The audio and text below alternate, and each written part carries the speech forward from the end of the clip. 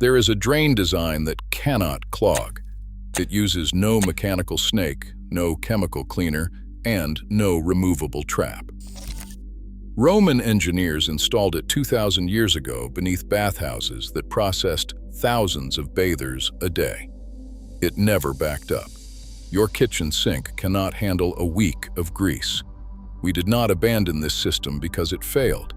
We abandoned it because a drain that never clogs does not sell drain cleaner. A pipe that flushes itself does not generate $300 service calls. This is the story of the Roman settling basin, the slope ratio drainage principle that kept an empire's water flowing, and how modern building codes buried it to protect a service industry. Before the first Roman stone was set, ancient engineers were already shaping water with gravity and geometry. In the Indus Valley city of Mohenjo-Daro, around 2500 BCE, brick-lined drains ran beneath the streets in a silent grid. Each channel followed a gentle fall, sometimes as little as 1 meter of drop for every 200 meters of run. Settling basins, rectangular pits built into the network, let silt and debris drop out of the flow before it reached the next home or workshop. The bricks were fired hard, their surfaces smoothed by years of use, and the system's wide-bottomed chambers kept maintenance to a minimum. The city's streets, some of the oldest ever uncovered, still reveal these drains, laid out with a methodical precision that speaks to an early mastery of hydraulic principles. Centuries later, on the island of Crete, the palaces of Minoan kings adopted their own version. Around 1400 BCE, tapered ceramic pipes and stone-lined channels snaked beneath the sprawling courts of Knossos and Phaistos. These drains narrowed and sloped toward shallow basins, accelerating stormwater and washing away olive oil and silt from the kitchens above. Archeological surveys of the palace drains show measured slopes, sometimes as precise as 1 in 200, mirroring the ratios Roman engineers would later codify across an empire. The Minoan channels, often capped with stone, carried water swiftly enough to prevent stagnation, but gently enough to avoid scouring out the clay beds beneath the palaces. That precision was remarkable. By the 6th century BCE, Rome itself was a city of marshes and ambition. King Lucius Tarquinius Priscus ordered the construction of the cloaca maxima, a vaulted conduit of travertine and brick that would become Europe's first mega-drain. The main channel, more than 2 meters wide and running for over 1 kilometer, followed a steady, deliberate gradient, close to the now famous slope of 1 in 200. The cloaca maxima was not a haphazard ditch. It was a designed structure, engineered to move stormwater and sewage with just enough speed to keep the flow clear, but not so fast that it would damage the stonework. Frontinus, Rome's water commissioner, later wrote of its continuous service for more than 2,500 years. Roman engineers took these lessons and formalized them. In bathhouses, fortress latrines, and city sewers from Pompeii to Constantinople, the same principle reappears. A wide-bottomed basin, or chamber, a gently sloping run, and a smooth stone, or concrete lining. The 1 to 200 ratio became the gold standard. Water entered, carried away grease and silt, and left no place for debris to settle. The system was so effective that in many sites, the original drains remained clear of major blockages centuries after their cities fell silent. The Romans did not invent gravity drainage, but they perfected it, and in doing so, they created a system that would run almost untouched for millennia.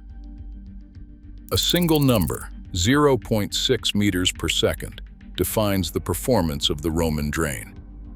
That is the self-cleansing velocity achieved by a 1 in 200 slope, a ratio tested not just by ancient masons, but by modern engineers in controlled environments.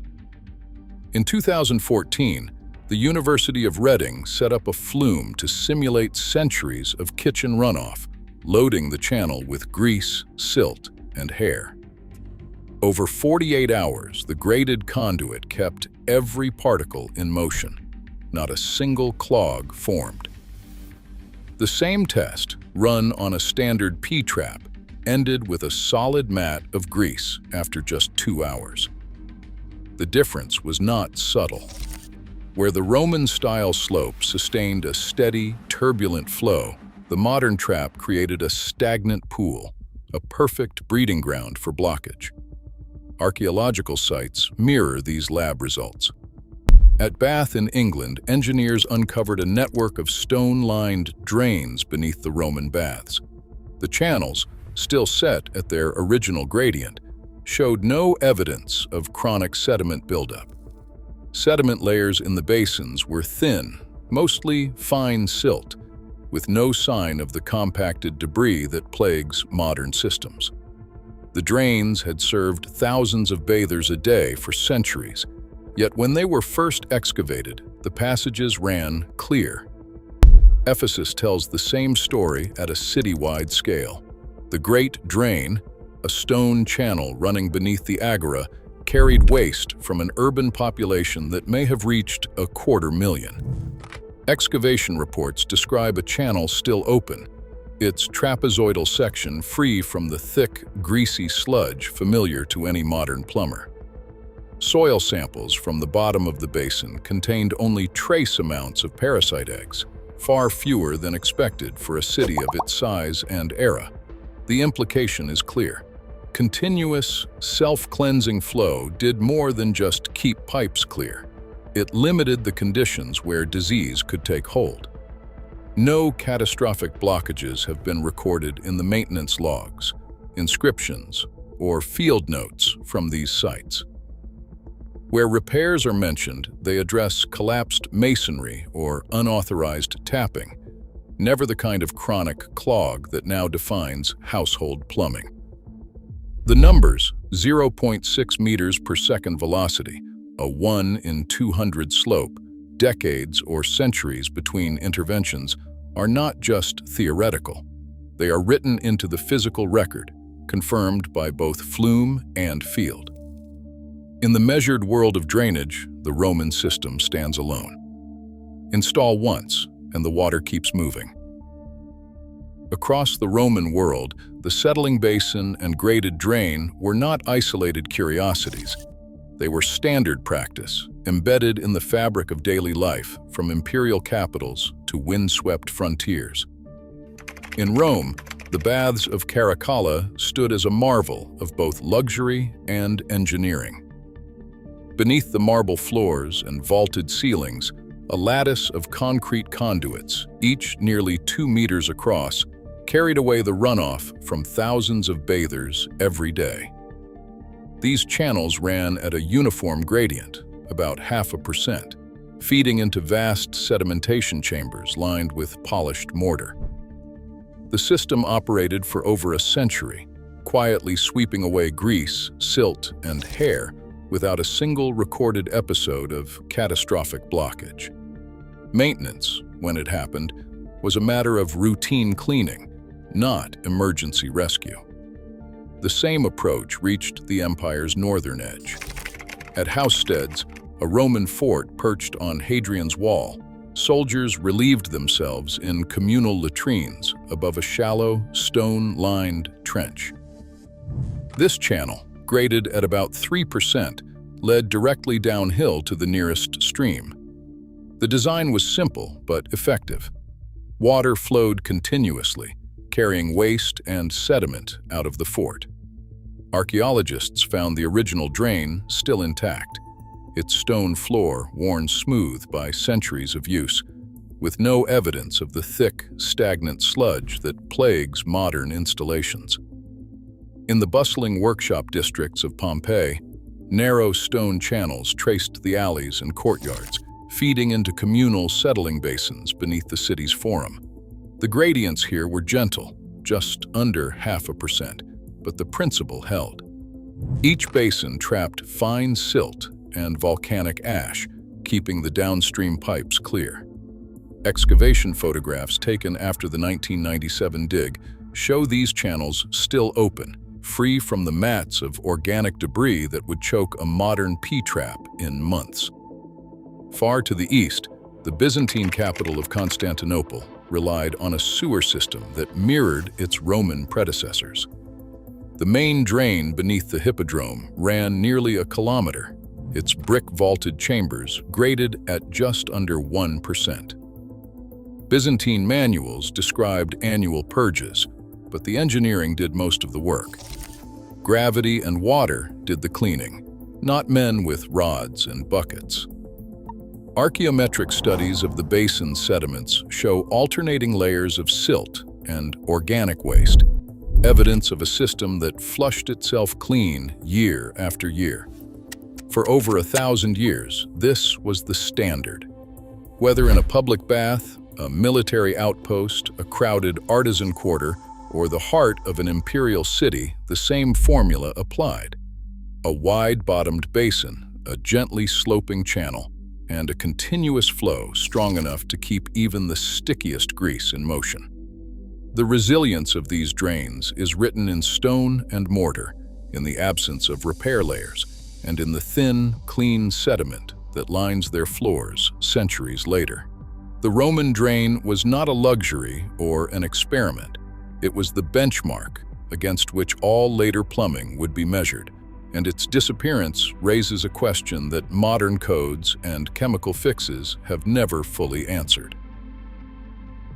A single clause in a plumbing code can erase 1,000 years of proven engineering.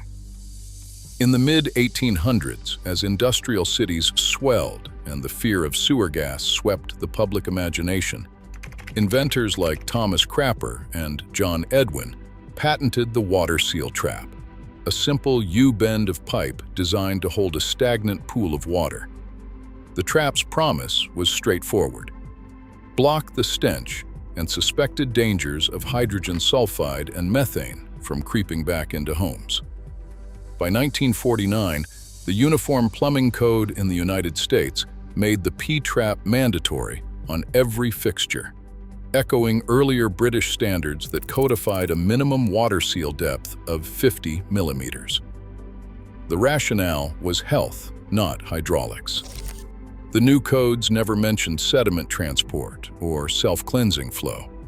Instead, they prescribed a universal solution, one that fit beneath any sink regardless of slope, space, or local soil.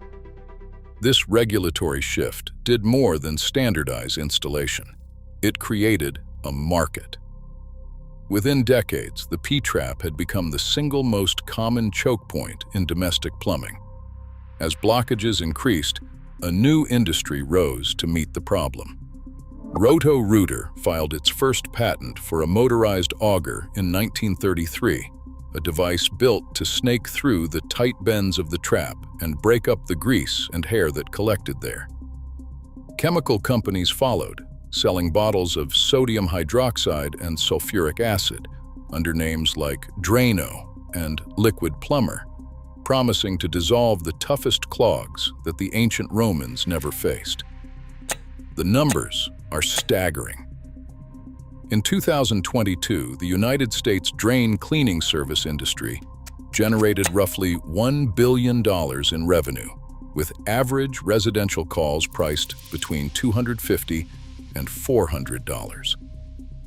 Chemical drain cleaners added another $500 million to the market, as 70% of homeowners reported buying at least one bottle a year. Hardware store shelves now devote up to a fifth of their plumbing aisle to snakes, augers, and caustic chemicals, while not a single graded basin kit or 1-in-200 slope pipe appears in the inventory. The retail supply chain rewards high turnover, low margin items, products that solve a problem created by the very code that made the P-trap universal. Education followed the money. By the early 20th century, trade school curricula in plumbing had dropped hydraulic grading and settling basin design, replacing them with entire chapters on trap sizing, water seal maintenance, and chemical interventions. Apprentices learned how to install and clear traps, not how to calculate a self-cleansing slope. The skill of laying a pipe to a precise gradient, once the mark of a master, faded from the job site and the classroom alike.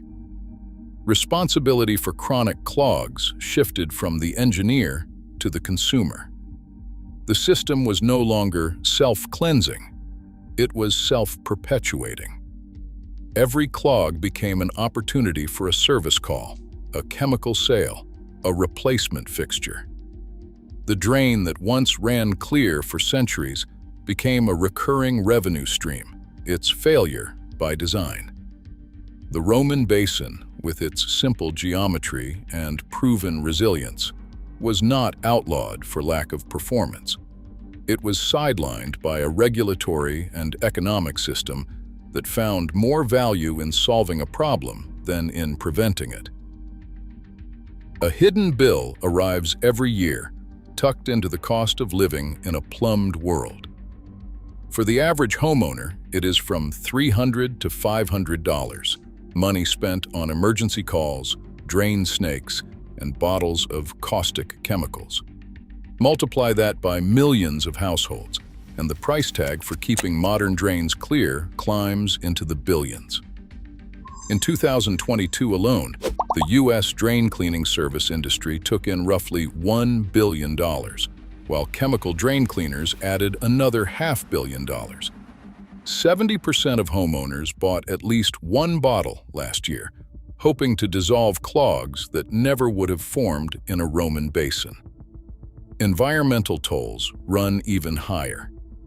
The EPA reports that American cities release about 2.5 billion gallons of untreated sewage into rivers and streams every year, much of it triggered by grease blockages that start in household traps. Grease and solids build up, narrowing pipes until a storm or surge forces raw sewage into the open. Municipalities spend billions to clean up these overflows, costs that are passed down in utility bills and taxes, invisible but inescapable. Chemical solutions promise a quick fix but create problems of their own. Sodium hydroxide and sulfuric acid, the active ingredients in most drain cleaners, do not just eat through hair and fat. They corrode metal pipes, thin out copper walls, and leave behind caustic residues that challenge wastewater treatment plants. A single liter of sodium hydroxide cleaner generates about a quarter kilogram of carbon dioxide equivalent in its life cycle. Multiply that by the millions of bottles poured down American drains each year, and the climate burden grows alongside the chemical one. Municipal workers and homeowners alike face the fallout. Pipes need to be replaced years ahead of schedule. Treatment plants burn more energy to neutralize chemical-laden influent, and every backup risks health and property. The modern trap, once hailed as a sanitary breakthrough, has become a recurring expense, one that drains wallets, damages infrastructure, and pollutes water long after the clog is gone. The real cost is not just financial. It is measured in corroded pipes, poisoned streams, wasted energy, and the steady erosion of a system that was supposed to make life cleaner and easier. In a world where the P-trap dominates, a handful of practitioners quietly prove that the Roman approach was never just ancient history. In the Alpine valleys of Austria, heritage plumbers still install settling pits beneath centuries-old farmhouses. These stone basins, graded at the classic slope of 1 to 200, feed directly into municipal mains. Their maintenance logs tell a story modern plumbers can only envy. More than 20 years pass between cleanouts, with not a single recorded clog. The only interventions are for cracked masonry or tree roots, not grease or hair. Permaculture designers have taken the principle a step further. adapting it for off-grid living and ecological design. In the UK, greywater swales built on a gradient of 1 to 200 treat household runoff with nothing more than gravity and a gravel-filled channel. Performance monitoring shows over 90% removal of suspended solids and 0 pipe blockages after years of daily use. Earthship architects in the American Southwest have retrofitted kitchen drains with rammed earth settling vaults, sloped to keep every particle in motion. 5 years in, surveys report no drain clogs, only the need for occasional inspection. The main limitation is space. A vault takes up more room than a P-trap, but the trade-off is decades of trouble-free flow. Scientific validation has caught up with these quiet successes. In 2018, the University of Exeter ran a life cycle analysis comparing a modern P-trap system to a graded basin with a modest water seal cavity. The results were stark. The graded basin solution delivered a 45% lower global warming potential and cut cumulative waste by 70% over 30 years. The upfront cost was higher, about $750 versus $150 for a trap. But the payback came in just 8 years thanks to the absence of chemical cleaners and emergency service calls. Across these case studies, one pattern repeats. Where the Roman slope and basin are allowed to work, clogs become a memory. Maintenance is measured in decades, not months. The evidence is no longer buried in ruins or locked in laboratory flumes. It's alive in heritage buildings, permaculture plots, and the latest engineering journals. A credible, proven path waiting for a wider return. Today, American households spend over $3 billion a year battling drain clogs. Meanwhile, Roman drains, untouched for centuries, still run clear beneath ancient streets. As chemical cleaners and overflows poison waterways, the logic of gravity and gradient remains unchallenged, buried beneath code and industry habit. The lost solution endures in stone and flow. Sometimes, the real blockage is forgetting the design that never failed. Drop your thoughts below.